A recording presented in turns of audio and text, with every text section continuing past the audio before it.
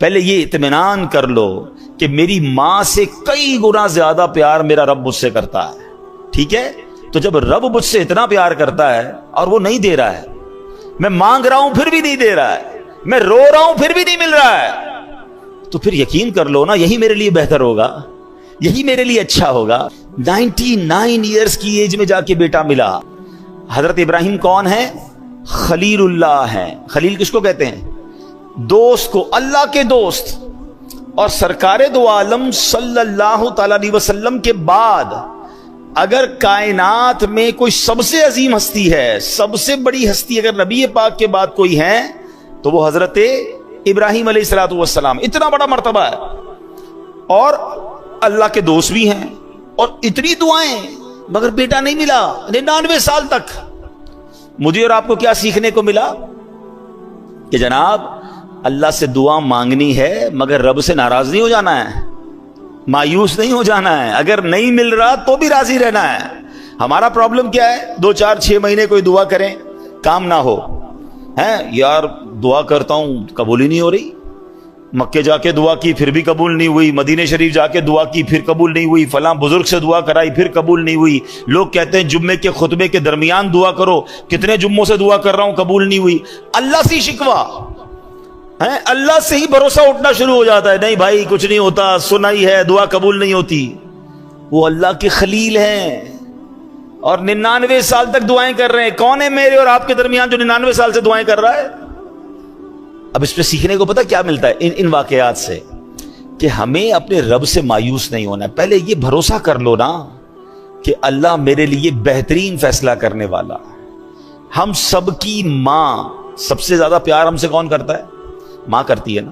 ماں کے دل میں ممتا ڈالنے والا کون ہے؟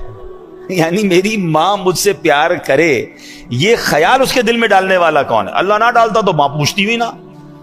ذرا آپ سوچیں، صرف ماں، انسانوں کی ماں کے دل میں رب نے نہیں ڈالا.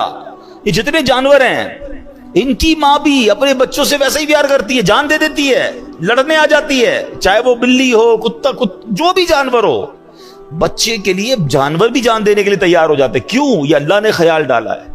اور اگر اچھا اب اس کی لاجک سمجھیں، اے ہائے میرے رب کی شان دیکھو. جب ہم پیدا ہوتے ہیں، ہم پیدا ہوں یا جانور کے یہاں بچہ پیدا ہو، کیسا ہوتا ہے؟ نازک سا، اس کی نہ ہمت نہ طاقت نہ چلنے جیسا قابل. اگر ماں باپ بچہ پیدا کرنے کے بعد بچے سے محبت ہی نہ کریں، خیال ہی نہ کریں، تو بچہ تو مر جائے گا نا. اس کو تو خادم چاہیے. آپ اگر غور کریں نا، بچے کے پیدا ہوتے ہی اس کو 2 خادم چاہیے ہوتے ہیں. ایک اس کے کھانے پینے، جس کو کہیں ورزش، مالش، صفائی ستھرائی کرنے والی ایک خادمہ چاہیے بچے کو، اور ایک اس کے لیے خرچ کرنے والا بندہ بھی چاہیے. اللہ نے کیسا انتظام کیا کہ ماں بچے کی باقاعدہ خادمہ بنتی ہے. اس کی گندگی بھی صاف کر رہی ہے، اس کو روز مالش بھی کر رہی ہے، اس کو کپڑے بھی پہنا رہی ہے. وہ روئے تو ماں تکلیف میں ہے، وہ اٹھ جائے تو ماں اٹھ جائے. اس کے جسم میں اللہ نے ایسی خوراک دی کہ ماں اسے دودھ بھی پلا رہی ہے. یعنی اللہ نے کیسی ہم سب کے لیے انتظام کیا کہ اس کے دل میں ایسی چیز ڈال دی کہ وہ اپنے آرام نہیں دیکھے گی، بچے کا آرام دیکھے گی. اچھا ماں سب کچھ کرے، پیسے ہی نہ ہو ماں کے پاس، تو بچے کو کپڑے کہاں سے پلائے گی، دوائیں کہاں سے دے گی؟ اب باپ کے دل میں رحم ڈالا کہ باپ اپنی جیب سے اپنی خواہشات کو مارتا ہے، اپنے بچے کی خواہشات پوری کرتا ہے. کیا شاندار انتظام میرے رب نے ہم سب کی پرورش کے لیے کیا. مگر اس سارے انتظام کو کرنے والا ہے کون؟ اللہ ہے نا. وہ کتنا پیار کرتا ہے ہم سے. میں نے کئی بار اپنے بیانات میں ایک ایگزامپل دی ہے سمجھانے کے لیے، آج پھر دے دیتا ہوں، شاید کسی کا دل میں اطمینان آ جائے. کئی لوگ ہوتے ہیں بیچارے پریشان ہوتے ہیں اور کنفیوز بھی رہتے ہیں، یار دعائیں مانگتے ہیں پتہ نہیں کیوں مسئلہ حل نہیں ہو رہا.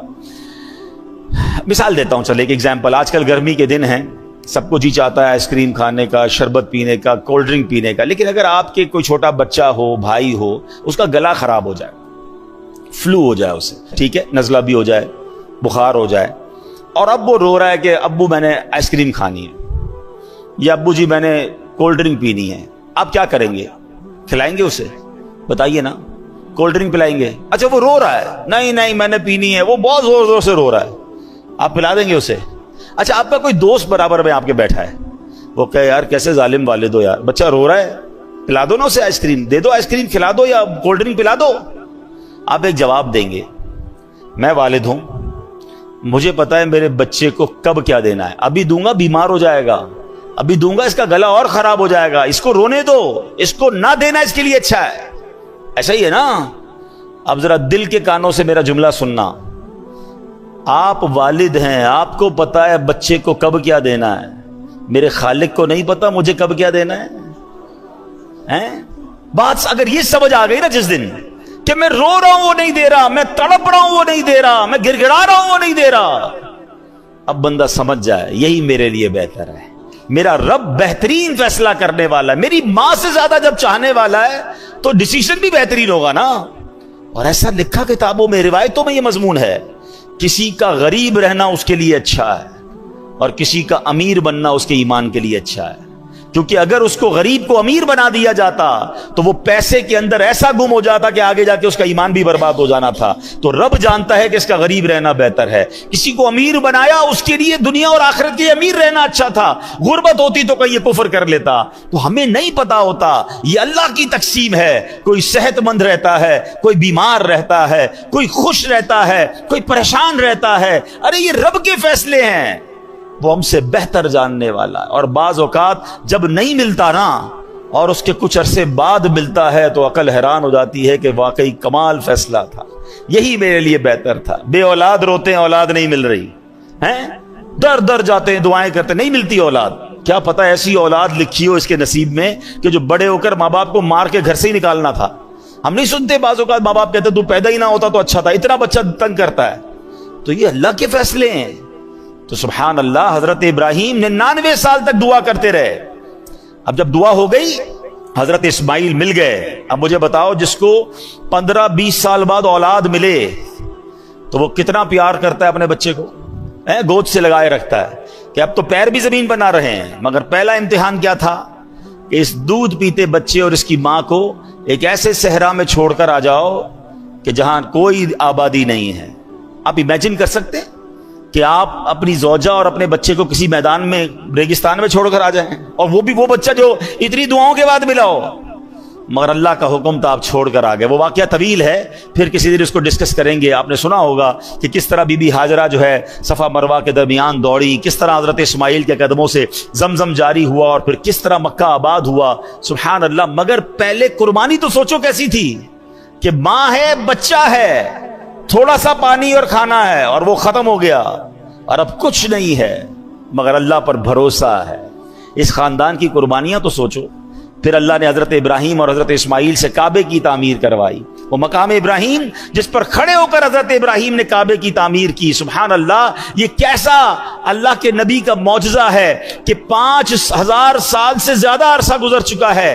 جو مکے گئے ہیں انہیں پتا ہے کہ آج بھی اپنی آنکھوں سے حضرت ابراہیم کے قدموں کے نشان ہم دیکھتے ہیں، اور وہ پتھر ویسے ہی سلامت ہے. دنیا میں کوئی پرانی سے پرانی عمارت 700 800 1000 سال کے بعد ختم ہو جاتی ہے، گر جاتی ہے، نام و نشان مٹ جاتا ہے.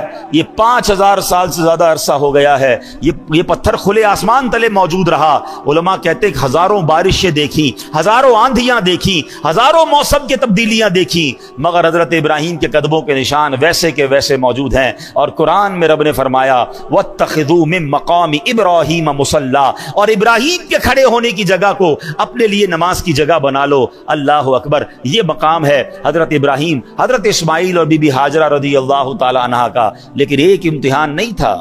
اب یہ والا امتحان جو میں نے آپ کو خواب سنایا کہ اپنے بیٹے کو ذبح کرو. اچھا، اب حضرت ابراہیم علیہ السلام نے اپنی زوجہ سے کہا کہ بیٹے کو تیار کر دو.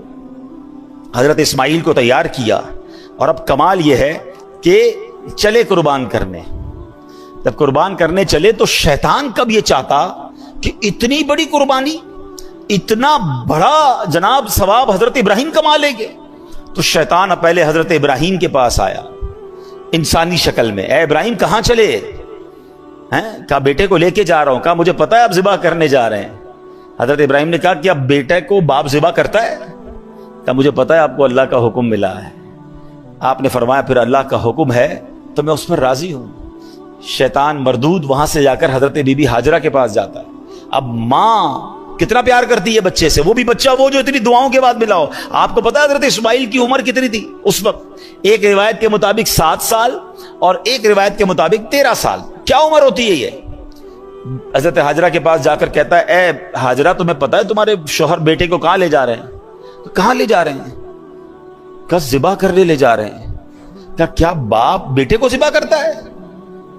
کہ ہاں اس لیے ذبح کر رہے ہیں کہ اللہ کا حکم ہے۔ بی بی حاجرہ کہتی ہے اگر میرے رب کا حکم ہے تو پھر ہم راضی ہیں۔ کیا گھرانہ ہے یہ۔ اب حضرت اسماعیل کے پاس چلا گیا شیطان، چھوٹی عمر ہے، کہ اے بیٹے تمہیں پتا ہے تمہارے والد کہاں لے جا رہے ہیں؟ کہ کہاں لے جا رہے ہیں؟ میرے والد تو کہیں مجھے کسی سے ملانے لے جا رہے ہیں، تیار کروایا تھا نا۔ کہ نہیں تمہیں ذبح کرنے لے جا رہے ہیں۔ کہتے ہیں کیا باپ بیٹے کو ذبح کرتا ہے؟ کہاں اس لیے ذبح کر رہے ہیں کہ اللہ کا حکم ہے۔ حضرت اسماعیل کہتے ہیں رب کا حکم ہے تو پھر میں بھی راضی ہوں۔ یہ لوگ تھے۔ ہاں اب کمال یہ ہے کہ اب حضرت ابراہیم علیہ السلام کو جب وہ سامنے آیا نا شیطان، تو فرشتوں نے کہا اس کو کنکر مارے ہیں۔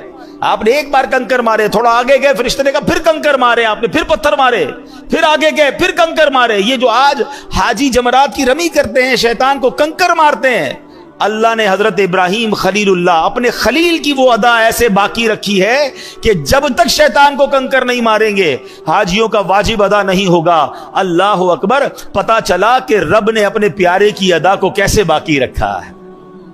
اچھا اب جناب کیا ہوا؟ حضرت ابراہیم علیہ السلام نے تو ایک اور کمال یہ کیا کہ اپنے بیٹے سے پھر مشورہ بھی کر لیا، اور یہ جو کانورزیشن ہے، یہ جو بات چیت ہے باپ بیٹے میں، اللہ نے اس کو قرآن میں ذکر کیا ہے۔ حضرت ابراہیم علیہ السلام اپنے بیٹے سے پوچھتے ہیں یا بنیا انی ارا فی المنام انی اذبحک فانظر ماذا تری۔ وہ کہتے ہیں کہ اے میرے بیٹے میں نے خواب دیکھا کہ میں تجھے ذبح کرتا ہوں، اب تو دیکھ تیری کیا رائے ہے۔ ہیں بیٹا تو بتا تیری کیا رائے ہے، پوچھ لیا آپ نے ڈائریکٹ۔ اب حضرت اسماعیل کا ذرا جواب سنیں، کیسا بیٹا ہے یہ، کیسی تربیت ہے۔ حضرت اسماعیل کہتے ہیں یا ابت افعل ما تؤمر، اے میرے والد کیجئے جس کا آپ کو حکم ہے، خدا نے چاہا تو قریب ہے آپ مجھے صابر یعنی صبر کرنے والا پائیں گے۔ اللہ اکبر۔ اب حضرت اسماعیل نے بڑی انوکھی بات کی حضرت ابراہیم سے، کہتے ہیں بابا جان ایک کام کیجئے گا، ذرا چھری کو تیز کر دیجئے گا تاکہ مجھے ذبح ہوتے ہوئے تکلیف کم ہو، مجھے اچھی طرح رسیوں سے باندھ دیجئے گا تاکہ میں زیادہ ہلوں تو میرے خون کے چھینٹے کہیں آپ کے کپڑوں پر نہ پڑ جائیں۔ اے بابا جان مجھے سیدھا نہیں، مجھے الٹا چہرے کے بر لٹا دیجئے گا، پیشانی کے بل لٹائیے گا کیونکہ میرا چہرہ آپ کو دیکھنا نہ پڑے، اور جب مجھے ذبح کر لیں تو میرا یہ جو لباس ہے نا یہ میری ماں بی بی حاجرہ کو دے دیجئے گا تاکہ ان کو کچھ تسلی ہو جائے۔ آپ سوچ سکتے ہیں یہ باپ بیٹے کی کانورسیشن، یہ کیسی قربانی تھی۔ اور ایسے ہی ہوا، حضرت ابراہیم علیہ السلام نے اپنے بیٹے کو رسیوں سے باندھ دیا، چھری کو تیز بھی کر لیا، پیشانی کے بل بھی لٹا دیا، اور سبحان اللہ آپ کے لیے جو حکم تھا، آپ کا جو کام تھا، جو بندگی تھی آپ نے کر دی، وہ تو کر چکے جو کرنی بشر کی ہے، آپ نے چھری کو پھرا دیا۔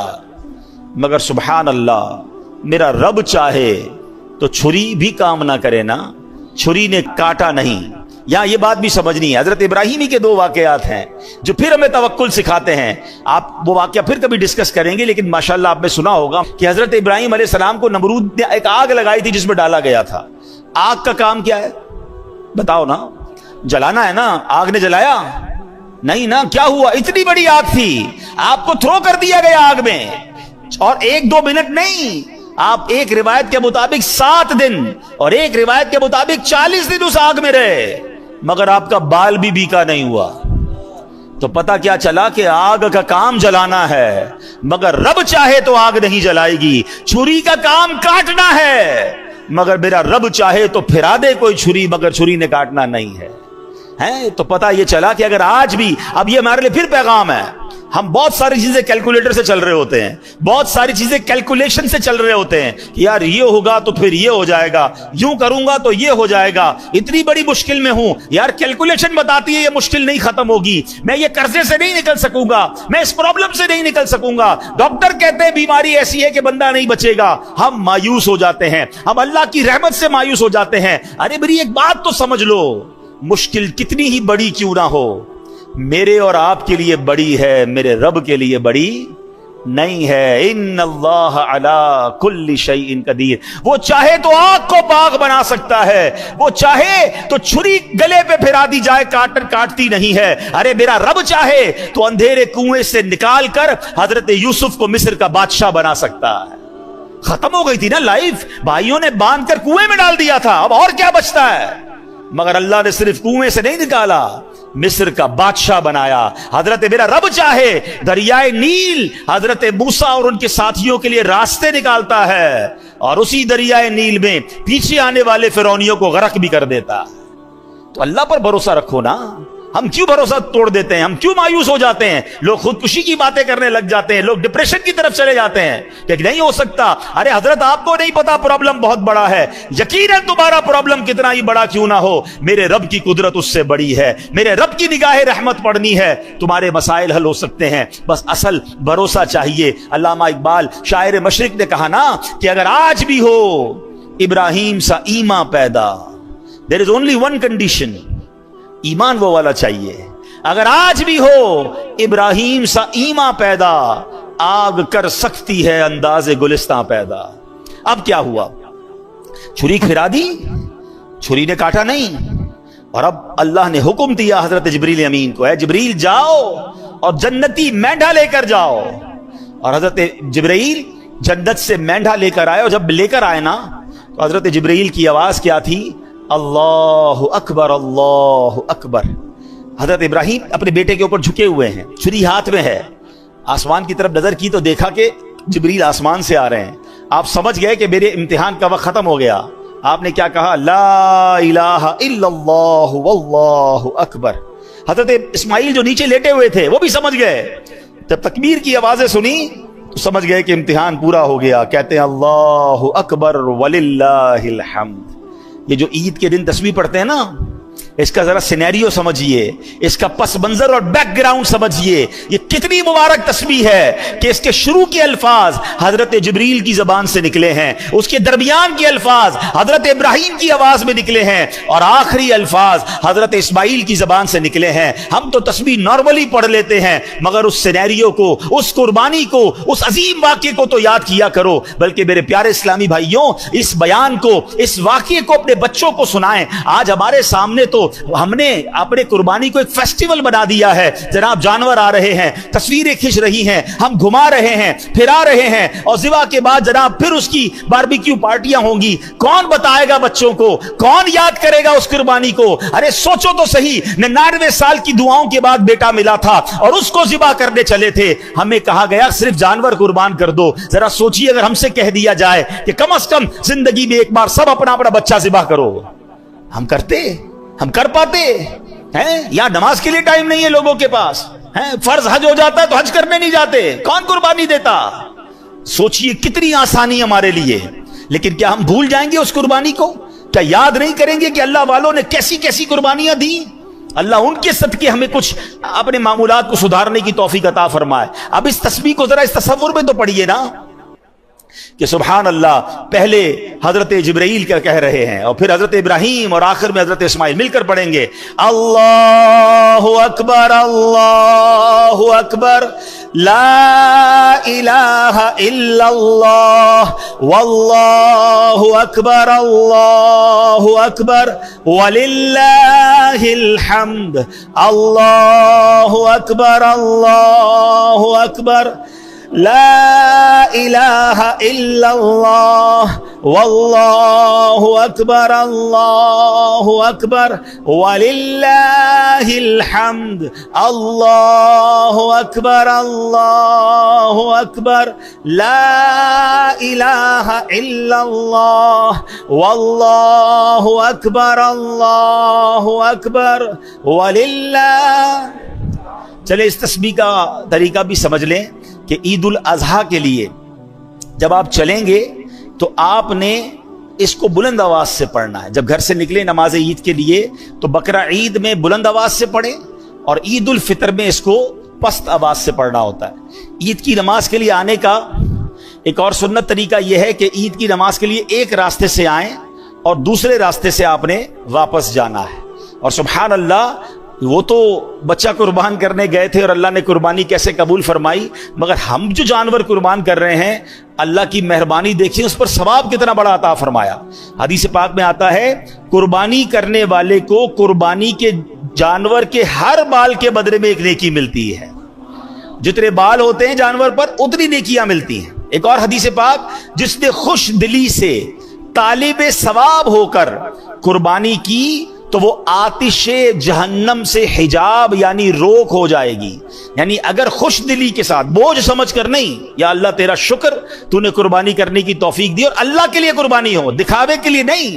آج کل تو قربانی کو بھی جناب ایک اسٹیٹس سمبل بنا لیا گیا ہے۔ میں نہیں کہتا جانور اچھے قربان نہ کریں، بہترین جانور قربان کریں، اللہ نے دیا ہے مہنگے سے مہنگا جانور قربان کرو، یا اللہ تیری مہربانی تو نے اتنا مال دیا، لیکن وہ اس لیے نہیں کہ شو آف، میں سب سے بڑے جانور لایا ہوں، میرے نام ہوگا، میرا جناب اس کے بعد اس لوگوں میں واہ واہ ہوگی۔ اگر یہ نیت ہے تو پھر ثواب نہیں ملنا، اللہ کی رضا کے لیے۔ ہاں ہم پتہ ہے قربانی کے لیے ایک دعا پڑھتے ہیں، میں آگے وہ دعا بھی سناؤں گا، اس میں بھی یہی مقصد ہے۔ ایک اور بڑی پیاری حدیث پاک، پیارے آقا علیہ الصلوۃ والسلام نے اپنی پیاری صاحبزادی خاتون جنت بی بی فاطمہ الزہرا رضی اللہ تعالیٰ عنہا سے فرمایا، اے فاطمہ اپنی قربانی کے پاس موجود رہو، کیونکہ اس کے خون کا پہلا قطرہ گرے گا اور تمہارے سارے گناہ معاف کر دیے جائیں گے۔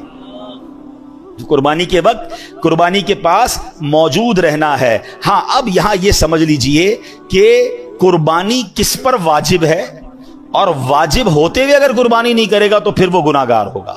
بلکہ فتاوی امجدیہ میں ہے کہ اگر کسی پر قربانی واجب ہے اور اس وقت اس کے پاس پیسے نہیں ہیں تو قرض لے کر یا کوئی چیز فروخت کر کے بھی قربانی کرے، یہ ضروری ہے، ٹھیک ہے۔ اچھا واجب کس پر ہے، اب یہ سمجھ لیتے ہیں کہ قربانی واجب ہونے کے لیے کتنا مال ہونا چاہیے۔ ہر بالغ مقیم یعنی مسافر نہ ہو، مقیم ہو، مسلمان مرد و عورت مالک نصاب پر قربانی واجب ہے۔ اب مالک نصاب کون ہوتا ہے؟ اصل چیز تو یہ سمجھنی ہے نا، عقل والا ہو، پاگل نہ ہو، بالغ ہو اور مقیم ہو۔ اب مالک نصاب کون ہے؟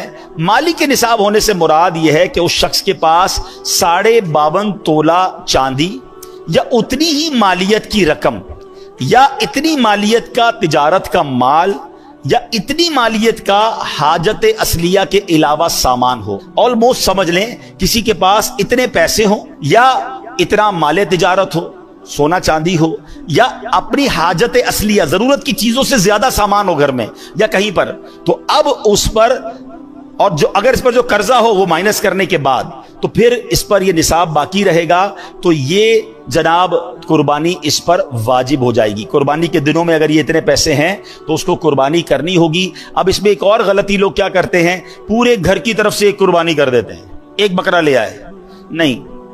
ہاں اگر آپ مالک نصاب ہیں، آپ پر ہی قربانی واجب ہے تو پھر ٹھیک ہے، آپ ایک بکرا کر لیں یا قربانی بڑے جانور میں ایک حصہ کر لیں، لیکن اگر آپ پورے گھر والوں کی قربانی کرنا چاہتے ہیں تو پھر سب کا حصہ الگ الگ ہونا چاہیے۔ ایسا نہیں ہو سکتا کہ ایک بکرے میں 4 لوگ حصہ ملا لیں تو کسی کی بھی قربانی نہیں ہوگی، یاد رکھیے گا، ٹھیک ہے۔ بڑے جانور میں 7 حصے ہوتے ہیں، بلکہ یہاں تو میں مشورہ دوں گا جن کو اللہ نے نوازا ہے وہ اپنے گھر والوں کی، اپنے بچوں کی بھی قربانی کریں۔ نابالغ بچوں کی قربانی واجب نہیں ہے، مگر اللہ نے دیا ہے تو کرنی چاہیے، ہیں۔ ہاں بالغ افراد کی قربانی کریں گے، آپ اپنی زوجہ کی کر رہے ہیں، اپنے بالغ بچوں کی کر رہے ہیں، بھائی بہنوں کی کر رہے ہیں، والدین کی کر رہے ہیں، تو ان سے اجازت لینی ضروری ہوگی، ہیں کہ بھائی آپ کی قربانی میں کر رہا ہوں، اجازت لیں گے تو پھر ان کی قربانی ہو جائے گی۔ یا پھر انڈرسٹوڈ ہے ان کو کہ بھائی ہر بار آپ ہی کرتے ہیں، ان کو سب کو پتا ہے ہماری قربانی بھائی یا ابو کرتے ہیں، تو پھر بھی انڈرسٹوڈ ہے تو ٹھیک ہے۔